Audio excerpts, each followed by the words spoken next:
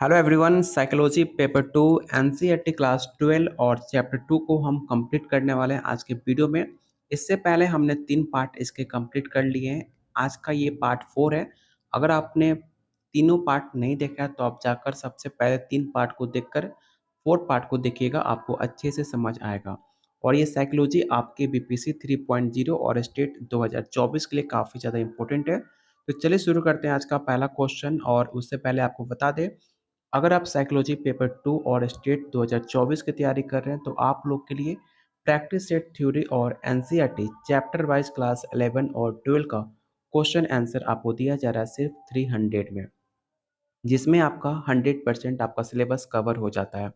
और जैसे कि आपका पेपर है, जो स्टेट का पेपर पूछ रहे हैं कि स्टेट का पेपर कब होगा, तो उनको मैं बता दूं कि मुझे लगता है कि आपका पेपर में और थोड़ा डिले हो सकता है, क्योंकि जो पेपर आपका 16 मार्च को जो पेपर था आपके 9-10 का, उनको पेपर को कैंसिल करके अभी जो डेट सामने आ रही है वो 5 अप्रैल इनका डेट आ रहा है कि 5 अप्रैल का पेपर होगा। जिनका पेपर 16 मार्च को था उनका एग्ज़ाम 5 अप्रैल को होगा। अगर ऐसा होता है तो मुझे लगता है कि स्टेट का पेपर और आपके लास्ट अप्रैल तक भी जा सकता है। अगर लास्ट अप्रैल तक जाता है तो अगर इसमें इलेक्शन चालू हो जाता है तो और ज़्यादा मुश्किल हो जाएगा। तो देखना इंटरेस्टिंग है कि कब पेपर आपका होता है। लेकिन आप लोग पेपर का डेट का इंतज़ार मत कीजिए, आप अपने पढ़ाई पे फ़ोकस कीजिए। बिहार सरकार ऐसी सरकार है, अगर वो चाहे पेपर लेना तो एक दिन कल की नोटिस आ जाएगा कि परसों आपका पेपर है। तो इसलिए कोई भी डेट आपका निर्धारित नहीं है। बिहार सरकार कभी भी आपका पेपर ले सकती है, कभी भी नोटिफिकेशन जारी कर सकता है। तो बस आप अपने पढ़ाई पे ध्यान दीजिए। जो ऐसे कैंडिडेट जो एग्ज़ाम का डेट निकलने के बाद अपने पढ़ाई को स्टार्ट करने का सोच रहे हैं, तो ऐसा गलती मत करना। आप अपनी पढ़ाई पे फ़ोकस कीजिए। एग्ज़ाम कभी भी हो, आप अपने प्रिपरेशन को रेडी रखिए। जब भी एग्ज़ाम का डेट आए, आप जाकर एग्ज़ाम में बैठ सकते हैं। तो बस एग्ज़ाम का डेट जो बार-बार मेंशन करते रहते हैं, पूछते रहते हैं, तो आप एग्ज़ाम का डेट पे ध्यान बिल्कुल मत दीजिए। आप अपनी पढ़ाई पे फ़ोकस कीजिए, सबसे आपके लिए बेटर रहेगा। और आपको लेना हो तो इस नंबर पे आप मुझे व्हाट्सएप कर सकते हैं या इस वीडियो के कमेंट बॉक्स में आप कमेंट कर सकते हैं। तो हमने कल के क्लास में 66 तक क्वेश्चन कंप्लीट कर लिए थे। आज हम स्टार्ट करेंगे 67 से, ठीक है?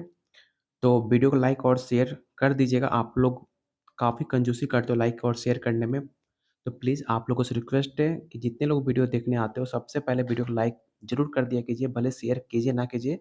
लेकिन जितने लोग वीडियो देख रहे हो कम से कम अपना अटेंडेंस ज़रूर लगा दो कि हाँ, आपने वीडियो पूरा कंप्लीट देख लिया है।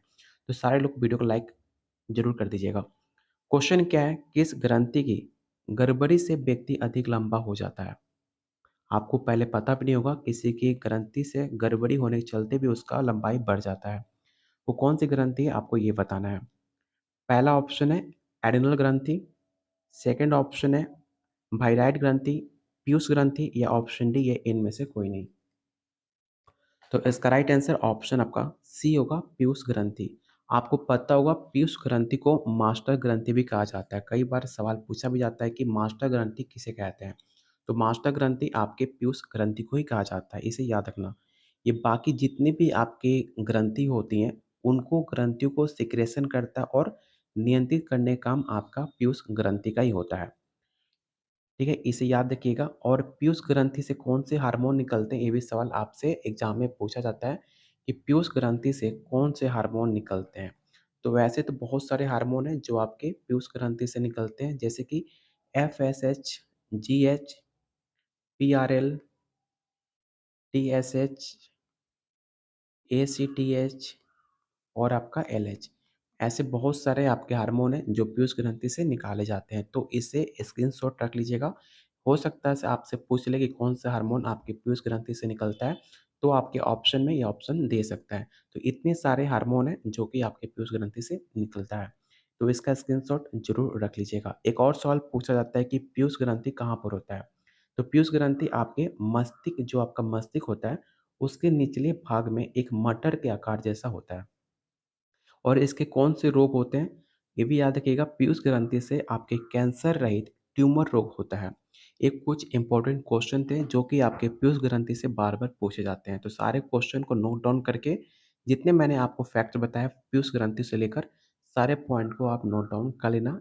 ये पेपर में हमेशा आपसे, चाहे आपके साइकोलॉजी में पूछ ले, चाहे आपके जीके और जीएस में पूछ ले। जीके जीएस में आपके पीयूष ग्रंथि से 2 से 3 सवाल आपके बीपीएससी 2.0 में जीके जीएस में पूछे गए थे। आप जाकर चेकआउट भी कर सकते हो। तो इसका राइट आंसर क्या होगा? तो ऑप्शन सी होगा। अगला क्वेश्चन है, अंतःस्रावी ग्रंथि से निकलने वाली ग्रह को क्या कहते हैं? हार्मोन कहते हैं, फाइब्रिक, सेक्लोमिया या ऑप्शन डी है ट्रैक्सिन। तो उसको हम हार्मोन कहते हैं। तो ऑप्शन ए आपका राइट आंसर हो जाएगा। अगला क्वेश्चन है, आनुवंशिकता का प्रभाव व्यक्तित्व विकास पर किस रूप में पड़ता है? डायरेक्ट रूप में पड़ता है या इनडायरेक्ट रूप में पड़ता है? आपसे पूछा जा रहा है जो आपकी हेरिडिटी होती है, जो आपकी आनुवंशिकता होती है, वो आपके विकास पे आपके डेवलपमेंट पे किस रूप में आकार का इफ़ेक्ट पड़ता है, आपको ये बताना है। तो जो आपका अप्रत्यक्ष होता है, जो आपके इनडायरेक्ट होता है, इनडायरेक्ट आपके हेरिडिटी आपके डेवलपमेंट पे इफ़ेक्ट करता है। तो इसका राइट आंसर ऑप्शन बी होगा। गलती से ऑप्शन सी टिक आउट मत करना। जो आपके हेरिडिटी होती है, कभी भी आपके डायरेक्ट आपके डेवलपमेंट पे इफ़ेक्ट नहीं पड़ता। हमेशा आपके इनडायरेक्टली जो आपके हेरिडिटी होती है, आनुवंशिकता होती है, वो आपको इनडायरेक्ट आपके डेवलपमेंट पे, आपके विकास पर असर पड़ता है। तो इसका राइट आंसर ऑप्शन आपका बी होगा।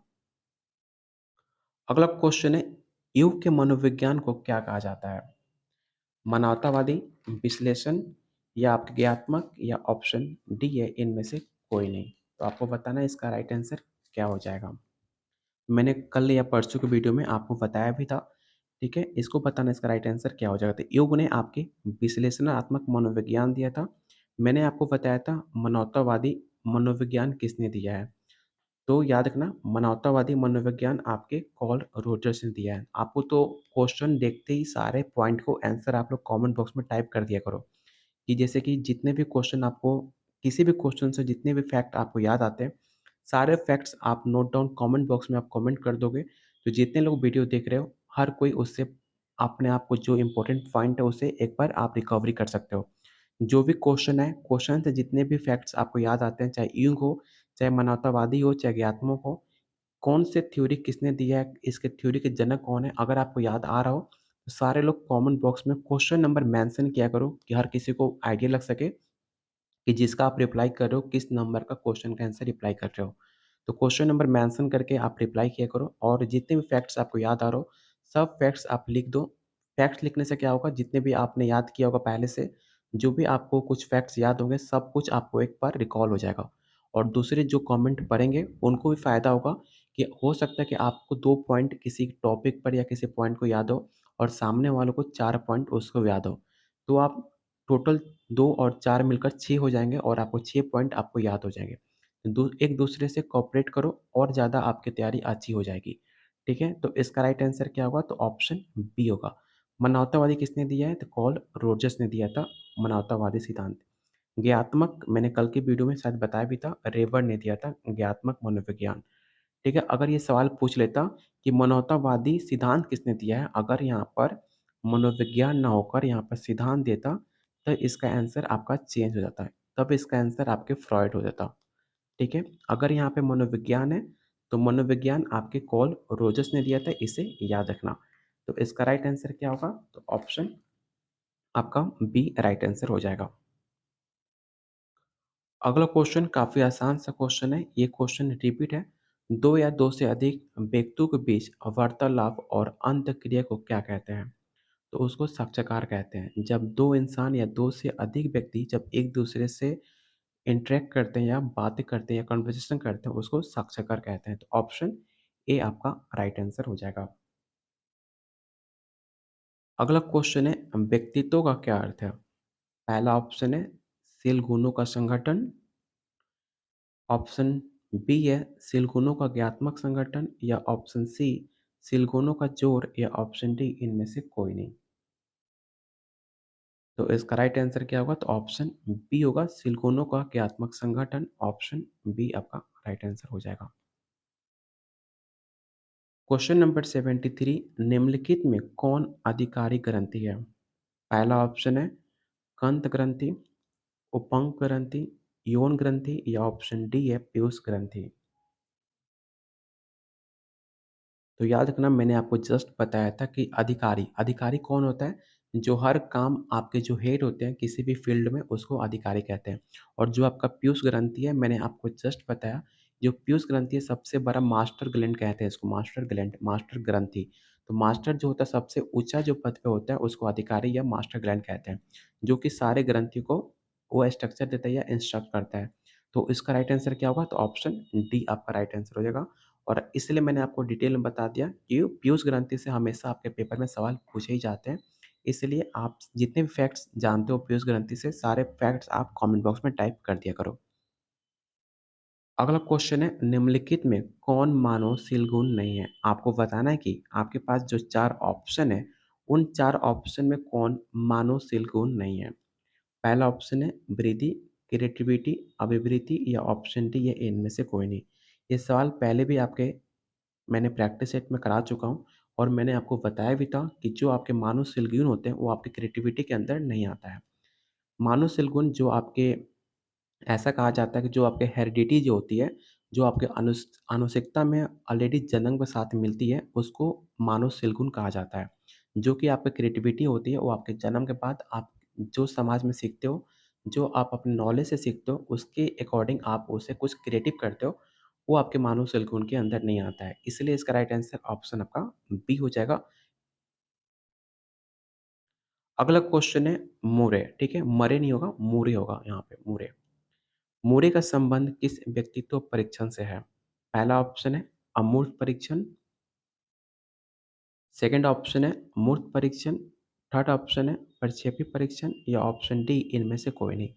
तो इसका राइट आंसर क्या होगा? तो ऑप्शन इसका B, option C right answer होगा, प्रक्षेपी परीक्षण, जिसे आप प्रोजेक्टिव भी इंग्लिश में कहते हो, ठीक है? तो इसका राइट आंसर क्या हो जाएगा? ऑप्शन सी, ठीक है? मरे ने आवश्यकता और प्रेस पर आधारित व्यक्तित्व का एक थ्योरी विकसित किया था, जिसे व्यक्तित्व विज्ञान कहा जाता है, ठीक है? याद रखना, अगर पूछ ले कि व्यक्तित्व विज्ञान किसने दिया था, तो व्यक्तित्व विज्ञान आपके मूरे साहब ने दिया था, जो कि आवश्यकता और प्रेस पर आधारित इनकी थ्योरी मानी जाती है। ऐसे सवाल आप एग्ज़ाम में पूछे नहीं जाएँगे, क्योंकि ये टॉपिक इस इनके नाम से इनके थ्योरी बहुत बार पेपर में पूछा नहीं जाता है। बहुत ही माइनर इससे मोरे से क्वेश्चन पूछे जाते हैं आपके पेपर में। तो इसका राइट आंसर ऑप्शन आपका सी हो जाएगा।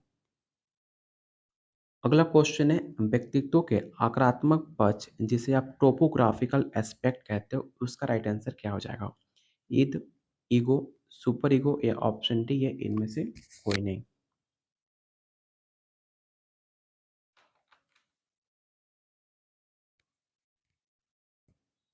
तो इसका राइट आंसर ऑप्शन आपका ए होगा, ईद। मैंने कल के वीडियो में आपको बताया भी था, जो आपके आक्रामक पक्ष होते हैं, टोपोग्राफिकल एस्पेक्ट जो होता है, वो आपके ईद के अंदर होता है। तो ऑप्शन ए आपका राइट आंसर हो जाएगा। यहाँ पर डी नहीं होगा, ऑप्शन ए आप टिक आउट करना, आपका राइट आंसर सही हो जाएगा। क्वेश्चन 77, मानवतावादी सिद्धांत के विकास में किसने योगदान दिया था? जस्ट मैंने आपको बताया था कि मानवतावादी सिद्धांत और मानवतावादी मनोविज्ञान दोनों अलग-अलग हैं, और दोनों ऑप्शन आपने दिए हैं, और इसमें मैक्सिमम बच्चे जिनको पता नहीं होगा, तो आप इसमें क्वेश्चन में गलती कर देते हैं, ठीक है? कितने लोग अगर मानवतावादी देखकर रोजर्स टिक आउट कर देंगे आंसर, लेकिन इसका आंसर क्या होगा? तो मैस्लो होगा। मैस्लो ने आपके मानवतावादी सिद्धांत को दिया था, ठीक है? तो इसका राइट आंसर ऑप्शन आपका सी होगा। अगर यहाँ पे लिख देता मानवतावादी मनोविज्ञान, तो इसका राइट आंसर क्या हो जाता? तो इसका राइट आंसर ऑप्शन आपका डी होता। लेकिन आपसे सिद्धांत पूछा जा रहा है, इसलिए इसका राइट आंसर ऑप्शन आपका सी हो जाएगा, मैस्लो, ठीक है? मैस्लो ने और कौन-सा सिद्धांत दिया था? तो आवश्यकता का सिद्धांत दिया था। और फ्रॉइड, फ्रॉइड ने कौन-सा दिया था? तो फ्रॉइड साहब ने मनोविश्लेषण का सिद्धांत दिया था। देखिए, पैलो ने कौन-सा दिया था? तो पैलो ने अपने क्लासिकल थ्योरी दिया था, क्लासिकल थ्योरी, जिसका प्रयोग था किस पे? कुत्ते पे था, ठीक है? जिसने स्टिमुलस के बारे में अच्छे से डिफाइन किया था, ठीक है? उसको फिर स्टिमुलस और क्लासिकल थ्योरी याद रखना, जिसको हिंदी में शास्त्रीय अनुबंधन भी कहते हैं। शास्त्रीय अनुबंधन थ्योरी, जो कि आपके पैलो ने दिया था। और सब कुछ मैंने पॉइंट क्लियर कर दिए, तो इसका राइट आंसर क्या हो जाएगा? तो ऑप्शन सी आपका राइट आंसर होगा। क्वेश्चन नंबर 78, व्यक्तित्व का विकास किसका प्रभाव अधिक पड़ता है? आपको बताना है कि व्यक्तित्व के विकास पर सबसे ज़्यादा प्रभाव किसका पड़ता है? पहला ऑप्शन है परिवार पर, समाज, विद्यालय या ऑप्शन डी है महाविद्यालय। तो आपको पता होगा सबसे ज़्यादा जो आपका इफ़ेक्ट पड़ता है वो आपके परिवार पर पड़ता है। तो ऑप्शन ए आपका राइट आंसर होगा। क्वेश्चन 79, इनमें से कौन युग के व्यक्तित्व प्रकार के अंतर्गत समझ में नहीं आता? जो आपके मैंने बताया था जो युग है, जो वैज्ञानिक है, उन्होंने जो व्यक्तित्व के प्रकार बताए थे, तो आपको बताना है कि उनके प्रकार में कौन-सा व्यक्तित्व का प्रकार नहीं आता है। और मैंने अच्छे से आपको सारे पॉइंट क्लियर करके बताया था, तो आपको बताना है कि उन्होंने 3 अपने प्रकार बताए थे, कौन-कौन से? तो पहला था आपका अंतर्मुखी, ठीक है? इसको इंग्लिश में क्या कहते हैं? तो इसको कहते हैं इंग्लिश में इंट्रोवर्ट। आपको शायद याद आ रहा हो, इंट्रोवर्ट। दूसरा था आपका बहिर्मुखी, जिसको कहते हैं एक्सट्रोवर्ट। और तीसरा था आपका उभयमुखी। तो इसका राइट आंसर क्या हो जाएगा? तो ऑप्शन बी आपका राइट आंसर होगा, एंडोमॉर्फ। एंडोमॉर्फ होता क्या है? तो एंडोमॉर्फ याद रखना, एंडोमॉर्फ जो होता है, इसके बारे में बात किसने किया था? पहले आप मुझे ये बताओ, एंडोमॉर्फ के बारे में बात किसने किया था? अगर आपको याद आ रहा हो तो कमेंट बॉक्स में टाइप करो कि एंडोमॉर्फ के बारे में किसने बात किया था। तो एंडोमॉर्फ के बारे में सबसे पहले बात किया था आपके सेल्डॉन ने। सेल्डॉन, ठीक है, याद रखना, सेल्डॉन। मैं यहाँ पे लिख देता हूँ। एंडोमॉर्फ के बारे में सबसे पहले आपके सेल्डॉन ने बात किया था। और जो एंडोमॉर्फ के लोग होते हैं वो काफ़ी ज़्यादा आरामदेह होते हैं। वो उनको आराम करना सबसे ज़्यादा पसंद होता है, ठीक है? और काफ़ी ज़्यादा सम स्वभाव के होते हैं और काफ़ी ज़्यादा सहनशील होते हैं, ठीक है? और जो मैंने आपको बताया था उभयमुखी, अंतमुखी, तो आपको शायद याद आ रहा हो, ठीक है? मैं एक बार फिर से आपको रिकॉल कर देता हूँ, जिनको पहली बार मेरा वीडियो देख रहे हो, तो उनको मैं बता दूँ जो अंतमुखी लोग होते हैं, वो काफ़ी ज़्यादा मतलब एक ही काम पर फ़ोकस करने वाले लोग होते हैं, काफ़ी ज़्यादा सोचने और आपके चिंतन जैसे कार्य को गुणी में होते हैं, ठीक है? जैसे कि आपका जो स्क्रिप्ट, किसी भी मूवी का जो स्क्रिप्ट लिखते हैं, वो सिर्फ़ एक ही काम कर पाते हैं, वो एक्टिंग नहीं करते हैं। उसको कहा जाता है अंतर्मुखी, मतलब आप उसे क्लोज़ पर्सन भी कह सकते हो कि एक ही चीज़ को एक टाइम पे करना आपका अंतर्मुखी कहा सकता है। मतलब किसी एक चीज़ में परफ़ेक्ट होना अंतर्मुखी होता है। और जो आपका एक्सट्रोवर्ट होता है, बहिर्मुखी, तो बहिर्मुखी ऐसे लोग होते हैं जो बाहरी दुनिया में काफ़ी ज़्यादा रुचि रखते हैं। जैसे कि आपने बहुत सारे लोग देखे होंगे जो हमेशा खुश रहते हैं। जो मिलते हैं उनसे दोस्ती कर लेते हैं और अपनी बात को मना लेते हैं, या फिर काफ़ी ज़्यादा ओपन माइंड होते हैं ऐसे इंसान जो किसी से फ्रेंडशिप कर लेते हैं आसानी से, और हर किसी को बात को सीरियस लेकर नहीं चलते हैं और बहुत जल्दी बात को भूल भी जाते हैं। उसको कहा जाता है एक्सट्रोवर्ट। और उभयमुखी होता है आपका तीनों का मिक्स, दोनों का मिक्सचर, बहिर्मुखी और अंतर्मुखी का दोनों का मिक्सचर कहा जाता है उभयमुखी। तो इसका राइट आंसर ऑप्शन आपका बी हो जाएगा। मैंने आपको चारों पॉइंट आपको क्लियर कर दिए। उम्मीद करता हूँ आपको समझ आ चुका होगा। इससे भी ज़्यादा डिटेल में मैंने पिछली वीडियो में आपको बताया भी था, एग्ज़ाम्पल देकर आप जाकर वो वीडियो को भी देख सकते हो। चलते हैं क्वेश्चन नंबर 80 पे। क्वेश्चन नंबर 80 है, आदर्श व्यवहार के संबंध में अस्थायी विश्वास को क्या कहा जाता है? पहला ऑप्शन है मूल्य, व्यक्तित्व, अभिरुचि, या ऑप्शन डी है अभिक्षमता। फिर से मैं आपको रिपीट कर दूँ कि प्लीज़ जितने लोग वीडियो देख रहे हो, प्लीज़ एक बार वीडियो को लाइक कर दो। क्वेश्चन नंबर 80 का राइट आंसर क्या होगा? तो ऑप्शन बी आपका राइट आंसर होगा। आदर्श व्यवहार के संबंध में जो सबसे ज़्यादा अस्थायी विश्वास जो होता है वो आपके व्यक्तित्व पे होता है। इसलिए कहा जाता है कि इंसान को देखकर कि उसकी व्यक्तित्व कैसा है, उसका पर्सनैलिटी कैसा है, उसका जो नेचर है वो कैसा है, उसके अस्थायी विश्वास पर। अगर आपका विश्वास अगर कोई इंसान आप पे करता है तो सबसे पहले वो आपके व्यक्तित्व को देखा होगा कि आपका नेचर कैसा है, उसके बाद ही कोई आप पे अस्थायी विश्वास करता है। जो कि आपके व्यक्तित्व पे डिपेंड करता है कि आप इंसान कैसे हो। जो आपका नेचर होगा उसके प्रति आपका विश्वास अस्थायी होगा या अस्थायी होता है। सब कुछ आपके व्यक्तित्व पे डिपेंड करता है। इसलिए इसका राइट आंसर ऑप्शन आपका बी हो जाएगा। क्वेश्चन नंबर 81, निम्नलिखित में कौन व्यवहारवादी मनोवैज्ञानिक है? तो मैंने तो आपको कई बार बता चुका हूँ, तो इसमें बिल्कुल भी कन्फ्यूजन नहीं होना चाहिए कि आपके व्यवहारवादी मनोवैज्ञानिक आपके वाटसन साहब हैं। वाटसन के साथ-साथ और कौन-कौन से हैं? तो आपके स्किनर हुए,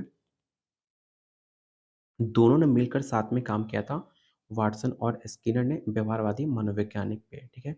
आपके जो एक और 2 वैज्ञानिक हैं, जैसे कि आपका पाउलाव हुए, और आप इसमें और थॉर्नडाइक को भी ले सकते हो।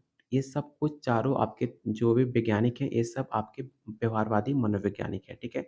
और आप लोग कमेंट बॉक्स में बताना जो कोफ्का है, ये कोफ्डा नहीं होगा, ये कोफ्का है, ठीक है? कोफ्का। कोफ्का कौन से मनोवैज्ञानिक थे? अगर आपको याद हो या फिर आपको पता होगा, तो आप लोग कमेंट बॉक्स में बताना कि कोफ्का कौन से मनोवैज्ञानिक थे? व्यवहारवादी थे या कोई और मनोवैज्ञानिक थे? आप लोग कमेंट बॉक्स में आंसर टाइप करना। कोफ्का काफ़ी बड़ा नाम है। ये सिद्धांत काफ़ी फेमस था इनका, तो आप लोग कमेंट बॉक्स में टाइप कीजिएगा कि कोफ्का कौन से कौन से मनोवैज्ञानिक थे, ठीक है? तो इसका राइट आंसर ऑप्शन ए होगा। क्वेश्चन नंबर 82, रोजर्स ने अपने व्यक्तित्व सिद्धांत में केंद्रीय स्थान किसको दिया था? मैंने इसका आंसर आप लोग पहले भी क्वेश्चन को बता चुका हूँ, ये क्वेश्चन आपका रिपीट है। ऑप्शन क्या है? आत्म को, अचेतन को, अधिगम को या ऑप्शन डी है आवश्यकता को। तो इसका राइट आंसर क्या होगा? तो ऑप्शन ए होगा आत्म को। कार्ल रोजर्स, क्या आप मुझे बता सकते हो कि कार्ल रोजर्स किस लिए जाने जाते हैं? क्योंकि कार्ल रोजर्स से अभी तक आपके क्लास 12 में चैप्टर 2 में 5 से 6 सवाल आपके कार्ल रोजर्स से पूछ लिया गया। तो आपको पता होना चाहिए कार्ल रोजर्स किस लिए जाने जाते हैं। तो याद रखना, कार्ल रोजर्स उनकी मानवतावादी और ग्राहक केंद्रित चिकित्सा करते समय बिना शर्त सकारात्मक सम्मान देने के लिए इनको विचार को जाना जाता है। इनका जन्म कब हुआ था? तो इनका जन्म 8 जनवरी 1902 को हुआ था, इसे याद रखना। इनका जन्म आपके पेपर में पूछा जा सकता है, भले इन्होंने थ्योरी कोई खास नहीं दिया, लेकिन इनका जन्म हमेशा आपके पेपर में पूछा जाता है, याद रखना। रोजर्स का जन्म 8 जनवरी 1902 को हुआ था। ऑप्शन इसका ए राइट आंसर होगा। आवश्यकता का सिद्धांत किसने दिया? तो आपके अब्राहम मैस्लो ने दिया। क्वेश्चन नंबर 83, व्यक्तित्व के मनोविश्लेषणात्मक सिद्धांत को किसने निकाला? सिगमंड फ्रायड, अन्ना प्रॉपर्ट, एडलर या ऑप्शन डी है बॉलर। तो काफ़ी आसान सा क्वेश्चन है, आपको कन्फ्यूजन नहीं होना चाहिए। जहाँ भी आप मनोविश्लेषण देखना, आँख बंद करके ऑप्शन ए आप राइट आंसर टिक आउट कर देना, आपका राइट आंसर हो जाएगा। चलते हैं अगले क्वेश्चन पे। अगला क्वेश्चन है, निम्नलिखित में कौन प्रतिरक्षा मनोरचना है? पहला ऑप्शन है दमन, दलन, पैडलर या ऑप्शन डी है प्रक्षेपण। तो इसका राइट आंसर ऑप्शन आपका डी हो जाएगा, प्रक्षेपण। और आज का लास्ट क्वेश्चन और आपका जो एनसीईआरटी क्लास 12 चैप्टर 2 का आज का लास्ट क्वेश्चन है। चैप्टर 2 में टोटल आपके 85 क्वेश्चन थे, जो हमने काफ़ी लंबा मतलब टाइम ले लिया इसको कंप्लीट करने में। टोटल हमने इसे 4 पार्ट में कंप्लीट किया है, तो आप चारों वीडियो ज़रूर देखना। कोई भी क्वेश्चन मिस मत करना, ये टॉपिक काफ़ी ज़्यादा इंपॉर्टेंट है आपके एग्ज़ाम के लिए। तो प्लीज़ आप लोग इसे अच्छे से कंप्लीट करना, नहीं तो आपको बाद में अफ़सोस होना पड़ेगा, क्योंकि ये टॉपिक काफ़ी ज़्यादा इंपॉर्टेंट है। और आपको बताना है कि जीवन मूल प्रवृत्ति संप्रत्यय के प्रतिपादक किसे कहा जाता है? यूं को, एडलर को, फ्रायड को या ऑप्शन डी है वाटसन। जीवन की मूल प्रवृत्ति आपके फ्रॉइड साहब ने दिया था, तो ऑप्शन इसका सी राइट आंसर हो जाएगा। तो आप लोग प्लीज़ वीडियो को लाइक और शेयर कर दीजिएगा, क्योंकि आपसे मैंने एक बार भी बोलता नहीं हूँ कि वीडियो लाइक और शेयर करने के लिए, और आप लोग के लिए इतना मेहनत किया जाता है, तो फिर क्यों आप लाइक करने में इतना कंजूसी करते हो? पैसा भी आपका पे नहीं करना होता लाइक और करने पे। तो प्लीज़ वीडियो को लाइक कीजिए, मुझे मोटिवेट कर सकते हैं, और जितना आप लाइक करते हो उससे मुझे मोटिवेशन मिलता है आप लोग के लिए और ज़्यादा मेहनत करने के लिए, और ज़्यादा आपके लिए टाइम निकाल कर आपके लिए और अच्छे क्वेश्चन को और डिटेल में बता पाऊँ, इसको लेकर मैं और कोशिश करता हूँ। तो प्लीज़ वीडियो को लाइक कीजिए और अपने दोस्तों में, अपने ग्रुप्स में शेयर कीजिए।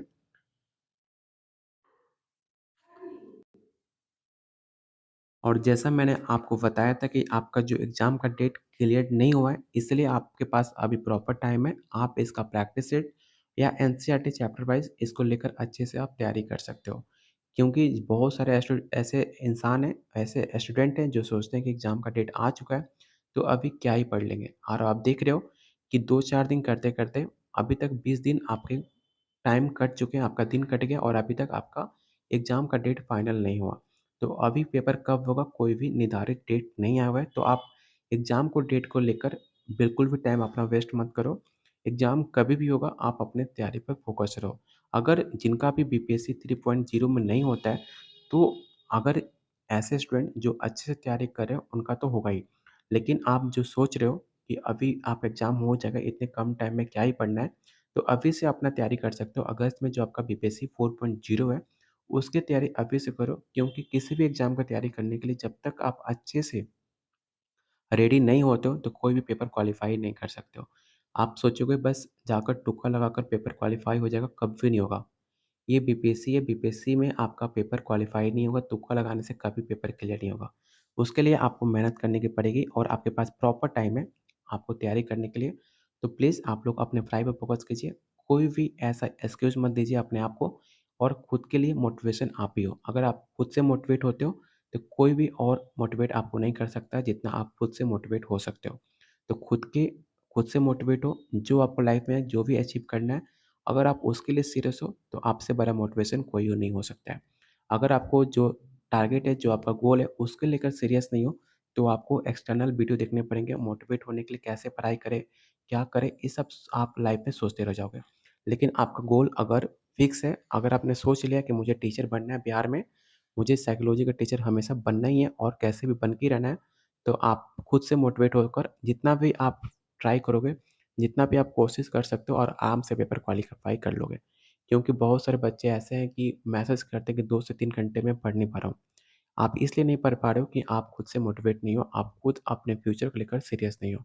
अगर मैं 9 बजे से लेकर 5 बजे तक स्कूल में रहने के बाद उसमें से मैं पीपीटी तैयार करना, आप लोग के लिए वीडियो रिकॉर्ड करना, मैं इसलिए कर पाता हूँ कि मुझे पढ़ाना अच्छा लगता है और मुझे हेल्प करना अच्छा लगता है। अगर मैं सोचता हूँ कि मेरे पढ़ाने से किसी का हेल्प हो सकता है या फिर मैं वैसा कंटेंट आपको दे पाऊँ जो आपके फ़ायदा हो सके, तो मुझे इससे खुशी होती है। तो आप भी उससे मोटिवेट हो सकते हो। जो आपका फ्यूचर है, जो आपका गोल है, उसको टारगेट करो। बाकी दुनिया भाड़ में जाए, उससे कोई मतलब नहीं है। कौन पढ़ाई कर रहा है, कौन नहीं कर रहा है, उसको मत देखो।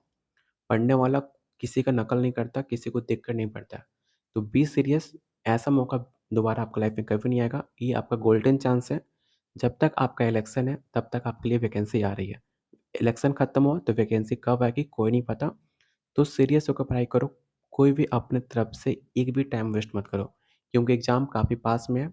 उसके लिए पूरा प्रॉपर अपने आप को इस पे सौंप दो और अच्छे से तैयारी करो। बाकी आप समझदार हो, क्योंकि बच्चे जो होते हैं उसको समझाना होता है, लेकिन आप जितने भी तैयारी कर रहे हो, आप सब सभी मैच्योर हो, अच्छे से पता है दुनिया और दुनियादारी। तो बी केयरफुल, अच्छे से कंप्लीट कीजिए। कोई भी डाउट होता है आप कमेंट बॉक्स में कमेंट कर सकते हैं। चलिए बहुत जल्द मिलते हैं अगले क्लास में। तब तक के लिए वीडियो को लाइक और शेयर करना बिल्कुल मत भूलिएगा।